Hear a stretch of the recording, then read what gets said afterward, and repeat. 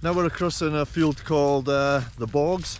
It's a 20-acre field. This is spring beans, Maris, a very old variety of tick bean. I grow these for the pigeon racers. They buy them from me and race some of the top birds in Scotland and Northumberland fly with these beans. But anyway, this field was spring barley last year.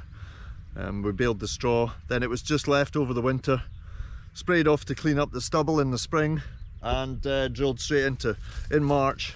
I forget the date, it was kind of mid-March, just as the ground was just barely ready. If you follow me on Instagram, you know, you'll see it was quite sticky on the wheels of the drill, and I was wondering if I was maybe just on it too quick, but I didn't. There was nothing in the forecast to say it was going to dry up very much in the next sort of week to 10 days, so I just felt it was push on and do it. So this was variable rate, sown. It was done with maps that I drew up myself just on soil type.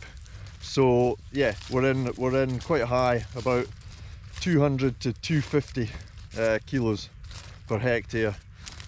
I don't know what the 1,000 grain weight was of the seed, which is terrible. I should be able to tell you seeds per square metre, but I can't. The difference I did this year was, normally I've been putting in my beans with a single coulter, and if you look back in some of the videos or some of the pictures, you'll see the lovely dead straight rows of very densely populated beans. But I spoke to Ben down at Mzuri, and he said that they always used their dual coulter, found it made a little bit of tilth when things were a little more sticky, and I felt things were maybe going to be like that. This is some of my heaviest ground in this field, so I thought, okay, I'll give that a go this year, and it'll be really interesting to see how it yields. But I do think it's just giving each plant that little bit extra room, and I'm hoping that that's going to carry through into maybe more flowers and pods.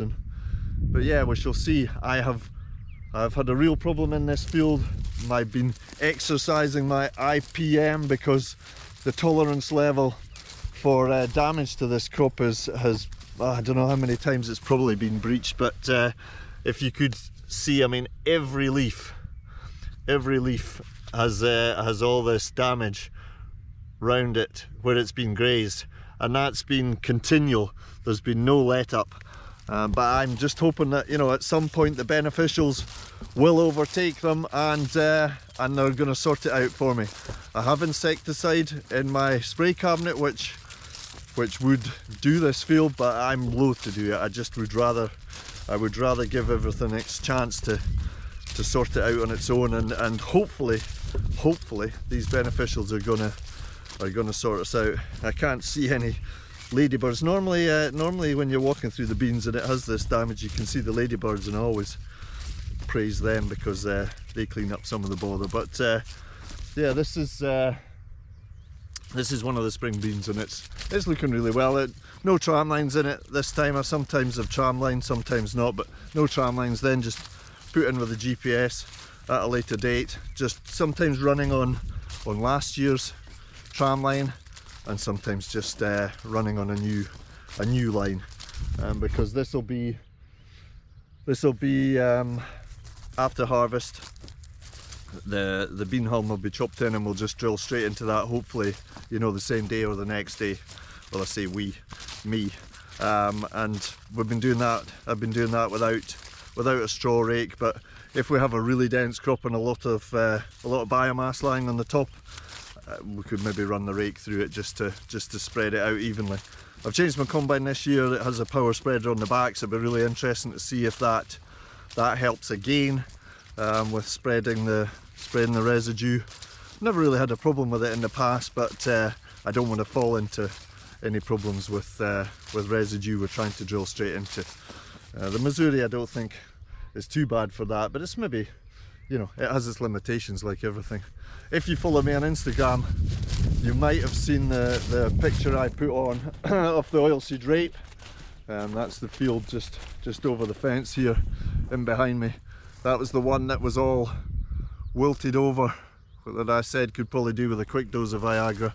It has had that dose of Viagra and is actually It's actually looking really well. It's amazing. It's an amazing weed, oilseed rape, isn't it? Because one minute it's struggling along, and then the next minute it just explodes away, and it fills the space and looks like it's going to be a cracking crop as well. So who knows? We'll see what the yield meter says, and it's on a good contract, so let's hope it's going to be a good one. But yeah, the spring beans are really pleased with that. Unfortunately, as I say, they've had a lot of damage. They've only had a weed kill so far. There's a little bit of tipping, and some of the leaves obviously picked up a bit of that pre-em just with the wet. I think we have had, you know, we had a very dry spell, and they were quite slow in coming through. I did put them in quite deep. They were maybe in around 2.5, almost 3 inches, some of them, because we had a lot of bother on the rape next door with pigeons, huge amount of trouble, and I thought the pigeons would just move across into here and begin to pick the beans out. And so yeah, so I made sure they were well covered, and so they took a wee while to come through, but once they broke through, they've got away fine. And now we've got this wet and finally a bit of heat. I'm hoping that they're gonna continue to go away from any other insects. But yeah, this is the spring beans.